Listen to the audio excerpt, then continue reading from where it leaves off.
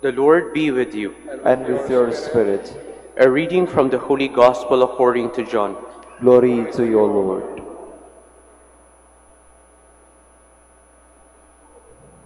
John the Baptist saw Jesus coming toward him and said, "Behold the Lamb of God, who takes away the sin of the world.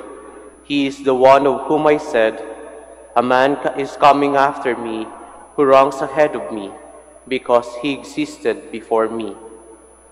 I did not know him, but the reason why I came baptizing with water was that he might be known to Israel." John testified further, saying, "I saw the Spirit come down like a dove from the sky and remain upon him. I did not know him, but the one who sent me to baptize with water told me that whomever you see the Spirit come down and remain, he is the one who will baptize with the Holy Spirit. Now I have seen and testified that he is the Son of God." Brothers and sisters, the Gospel of the Lord. Praise to you, Lord Jesus Christ. Please be seated. Magandang umaga po sa inyong lahat. Welcome po sa Minor Basilica of Our Lady of the Rosary of Manaoag. May iba-ibang uri po kung paano tayo bababa kapag tayo sumakay sa jeep. Iba-ibang paraan para magpara. Meron pong sumisipol, hoping na narinig ng driver yung sipol. Merong kumakatok. Meron namang nagsasabi lang ng para po.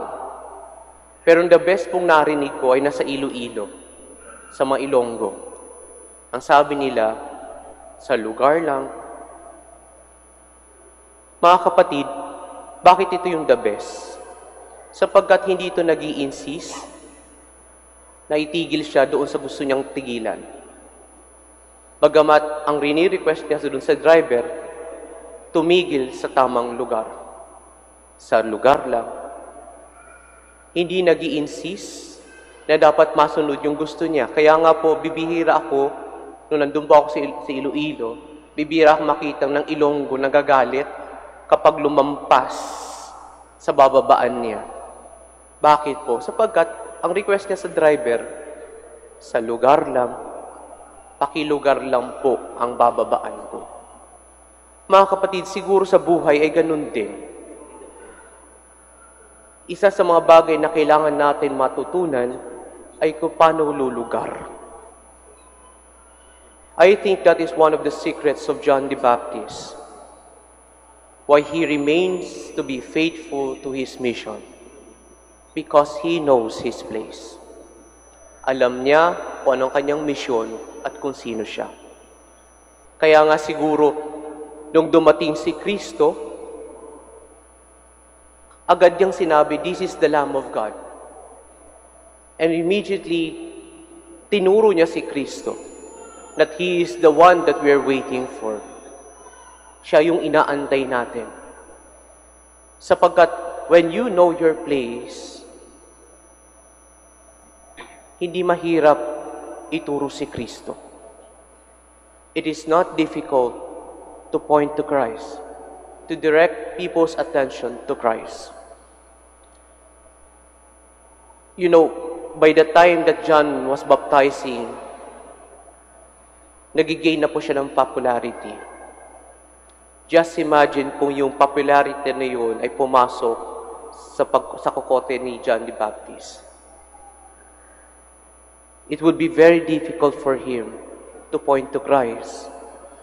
And yet, because he knows his place, and it is very clear to him what his mission is, kaya niyang ituro si Kristo nung dumating ang ating Panginoon.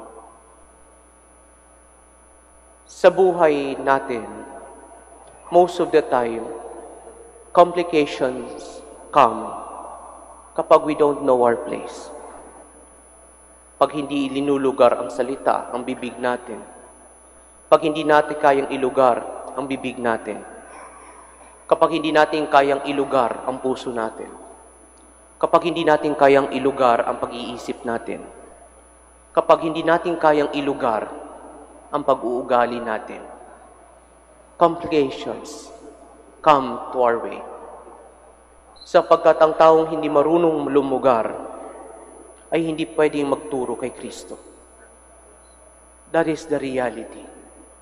Kaya nga siguro mga kapatid, this is the invitation that we need to realize in our life. In whatever state we may be, maging pare, maging brothers, maging lay, maging madre. The mission is the same as with John the Baptist. We need to direct the attention to Christ. Our life should direct the attention to Christ. Dapat si Kristo ang itinuturo ng ating buhay. Na dapat kapag si Kristo ay dumaan sa harap natin, kayang ituro ito ng ating buhay. Because that is our mission. Kaya nga siguro mga kapatid, as we continue our celebration, let us ask ourselves, tulad din ba tayo ng mga Ilonggo? Kaya nating sabihin, kapag dumating ang panahon, sa lugar lang.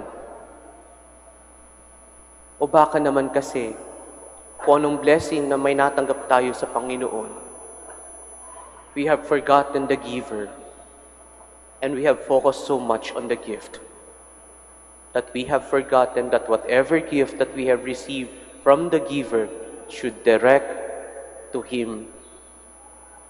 Kaya nga siguro mga kapatid, sana kaya natin sabihin kapag dumaan si Kristo sa buhay natin, sa lugar lang, so that we can always point to Christ when He comes in our lives. Amen.